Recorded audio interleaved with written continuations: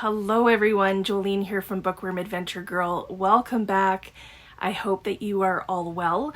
This is where I talk about the books that I'm reading. I like to read diverse books, and I also highlight Canadian literature.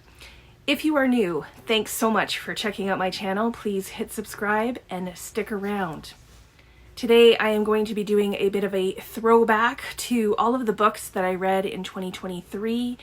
I finished a total of 105 books, which is a lot less than my previous 3 to 4 years, but way more than the year that I only read 8 books, so I call it a success.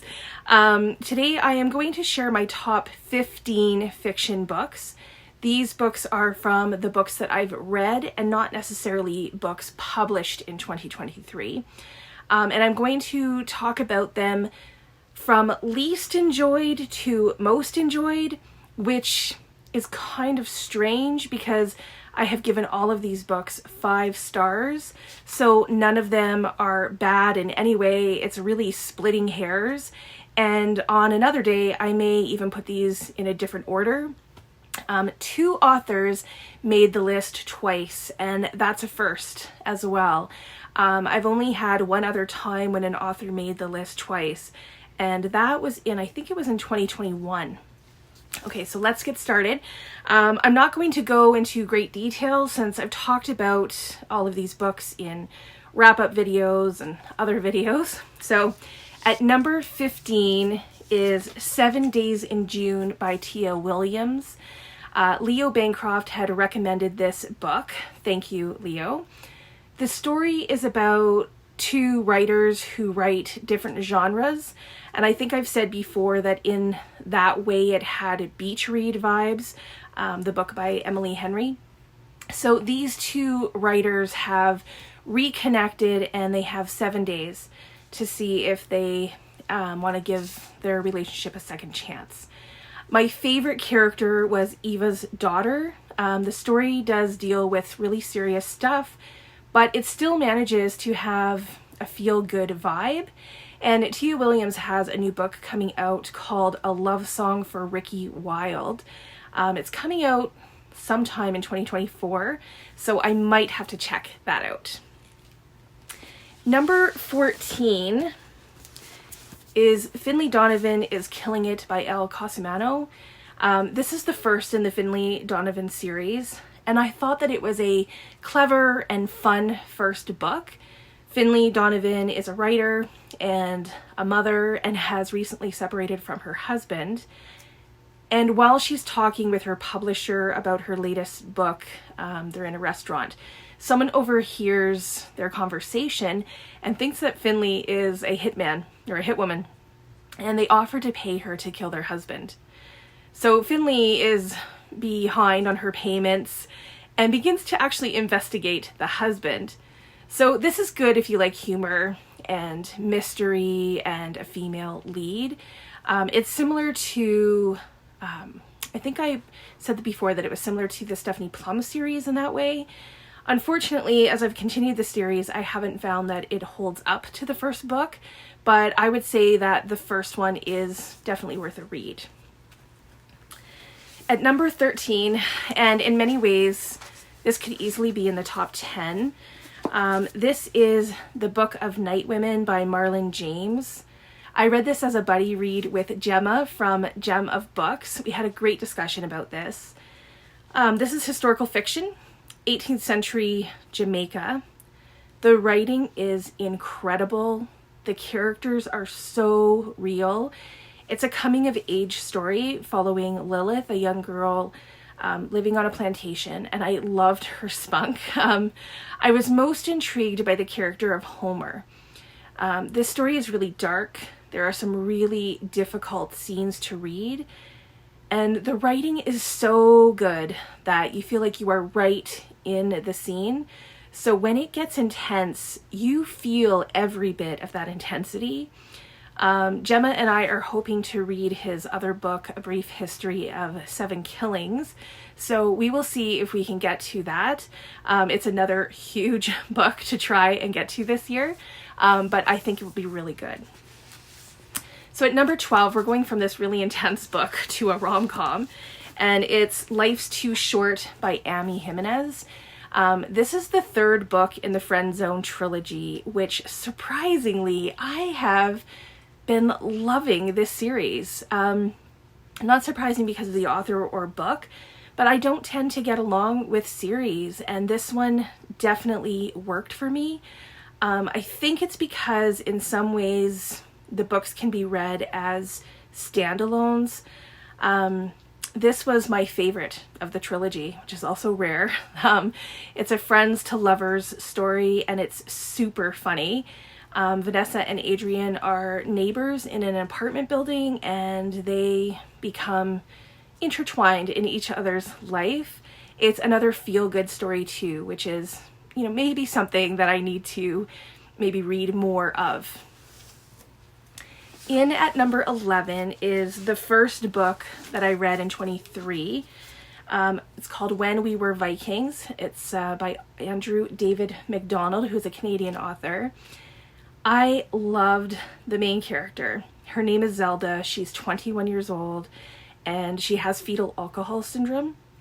She likes rules and schedules, and she loves anything that has to do with Vikings. Zelda lives with her brother, who basically helps take care of her. And this story is just endearing, especially the way that Zelda faces life as a Viking warrior. She has a lot to teach the other characters in the book, and I would say a lot to teach readers as well. This is a funny, heartwarming, and also sad story, and I would love to read more by this author, but I don't believe that he's put anything else out yet, so I'm keeping my eyes open. Starting the top 10 is another Canadian author, Coventry by Helen Humphreys. This was the first Reading Across Canada book club pick, and I devoured this book. It's historical fiction that connects two time periods, beginning in World War I, and then it focuses on one evening in November of 1940 in the town of Coventry. When it was raided, it was bombed. And the writing in this was simple, but it uses that simplicity to connect you to the characters and setting. Much like the Book of Night Women, there were many scenes when I felt like I was right there with the characters, experiencing everything alongside them. And parts of this book continue to stay with me. Number 9 is The High Mountains of Portugal by Yann Martel, who is another Canadian author. I was surprised at how much I loved this book. The story is told in kind of 3 interconnected stories that all come together in the end. And it's about grief and loss, but it's also fun and witty, and it's unlike anything else I've ever read. You do have to suspend judgment on reality. If you can let the story take your imagination, then it's quite a captivating read. At number 8 is another Canadian. This is by one of my favorite Canadian authors, and it's Fayne by Anne-Marie MacDonald. I loved the setting for this book. It takes place in the late 1800s on an estate that basically straddles the border between Scotland and England. And the estate and the surroundings become a character in the story, which I love. Charlotte Bell is the protagonist. She lives on the estate with her father. Her mother and brother have both died.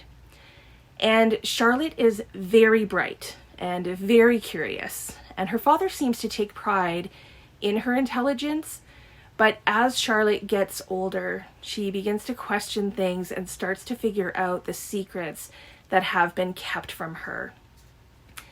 There were many things in this one that I figured out ahead of time, like I saw it coming, but I still love this book, and I really enjoyed Anne-Marie MacDonald's writing. She's pretty incredible. Okay, the next 2 books at number 7 and number 6, I think, are both by the same author. So at number 7 is Now Is Not the Time to Panic by Kevin Wilson. I read this as part of the BookTube prize and immediately knew that I was going to like it. because it just has so many things that I love. I enjoyed the characters. They are a little quirky, and the storyline is really unique. It's a coming of age story, and it made me laugh. This is a story about a friendship between two teenagers, Frankie and Zeke, and one summer they create a poster that will pretty much change their lives. And I adored the characters, and I've said this before, but it seems that Kevin Wilson is writing stories that I don't even know I need to read until I read them. So that's one of the reasons that I picked up another book by him. So at number 7 is Nothing to See Here, which, believe it or not, I enjoyed even more. This book is about twins who spontaneously combust, which I know probably seems crazy, but it is written in a way that makes it totally plausible.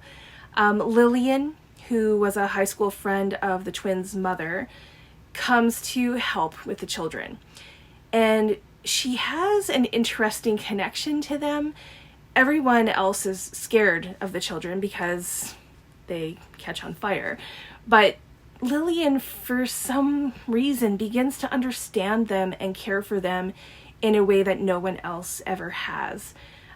This book also made me laugh out loud. It was very clever and thoughtful, and I still want to read more by Kevin Wilson. Going into the top 5, at number 5 is Greenwood by Michael Christie. This is a fantastic book. It was shortlisted for Canada Reads, and I read it for the BC prompt of the Reading Across Canada Challenge. I loved the structure of this book. I thought it was genius. I loved the characters. It was really an experience to read this. The story begins in 2038, and we meet Jake, who is a botanist and forest guide for the pilgrims and celebrities who have come to see some of the last trees in existence. And because of the withering, it's an environmental disaster that has taken place. So the story follows the Greenwood family tree, and it goes back in time following the rings of the tree.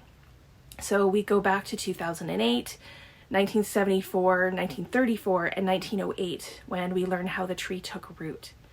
Then the story moves forward again, jumping to those times.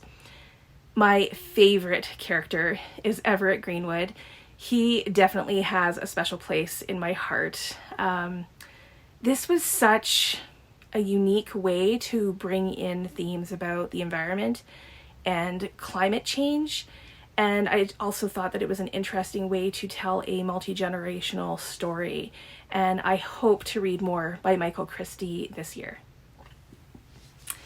Okay, next up is the other author that made the list twice, and that is Toni Morrison.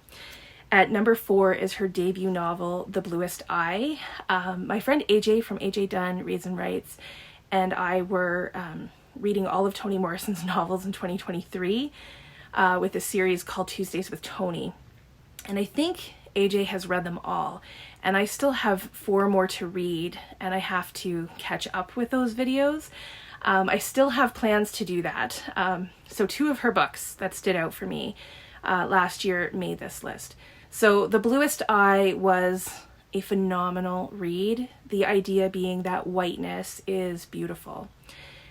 For Picoult, who is a young black girl who thinks she's ugly, and she dreams of being white and having blue eyes. The story shows the influences that make her believe this and the impact that it has on her. The writing is exceptional. The story is quite sad, and there's a lot of depth to it. I actually think that this is the best debut novel I've ever read. And then there is one book by Toni Morrison that I enjoyed a little bit more than The Bluest Eye, and that is at number 3. It is Sula. Again, the writing is so impressive. In fact, when I did my video for this particular book, I talked about how you could open it to any page and it would be like poetry. The story takes place in a Black community, and Toni Morrison does very well introducing us to the various characters of the town. And Sula is the third generation, and her life and personality is contrasted with her friend Nell. And there are scenes that made me gasp and took my breath away.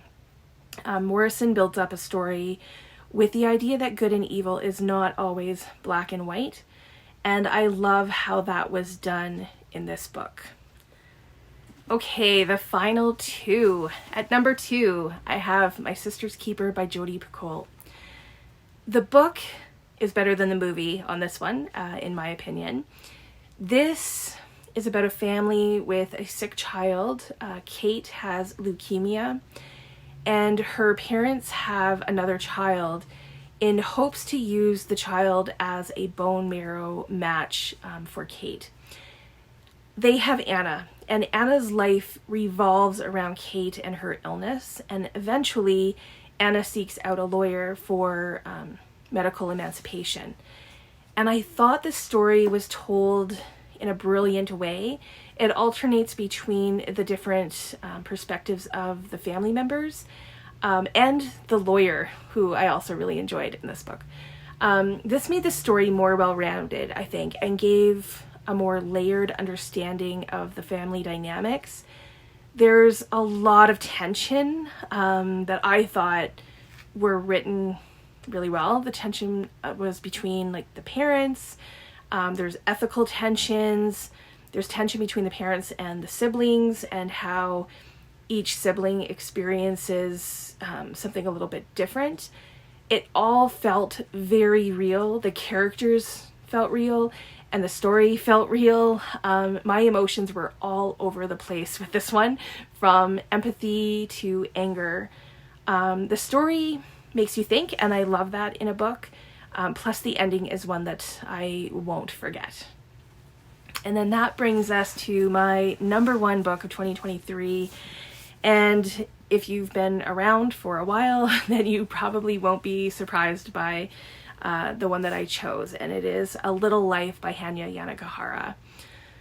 This book, this story, Jude, I mean, you have to be prepared to be emotionally ripped apart. I read this as a buddy read with Sonia, who is a friend and a supporter of a lot of booktubers here on BookTube. And I'm so glad that we read it together. This story follows the lives and friendships of 4 men, Jude, Willem, Malcolm, and JB. And it follows them over several decades. And Jude is the central character. And we know, early on that Jude has medical problems. But like his friends, we don't know the extent of Jude's injuries, and not only to his body, but to his soul. And the friends are protective of him, and they form a very strong support system for Jude. And then over time, the story reveals glimpses into Jude's past, and we begin to understand who Jude is, and we learn about his childhood and the many traumas that he has experienced. It's really a slow burn, and I thought that it was written in a beautiful way. This is a story of immense pain and trauma. It's about mental illness and different ways of coping. It's also about friendship and love and found family. It's about the good and evil in humanity. And I really felt that all 800 plus pages of this book was meaningful. It lived with me for quite some time, and I think it is one of those books that will continue to stay with me forever. And I do have a Hanya Yanigahara's, I have her other book called To Paradise to read, and so I hope to get to that this year. So those are the top 15 fiction books that I read in 2023. Please let me know if you have read any of these, or if any of these are on your radar to read soon. Also, let me know what books that you read in 2023, which ones made it into your top fiction books. And do we have any the same? Or do you have any that you would like to recommend that you think I would enjoy? I want to hear about all of that, and I will be posting my top nonfiction books of 2023 shortly, so stay tuned for that as well. I look forward to chatting with you in the comments. As always, thank you so much for watching. I hope you enjoy the rest of your day, and don't forget to make every day an adventure.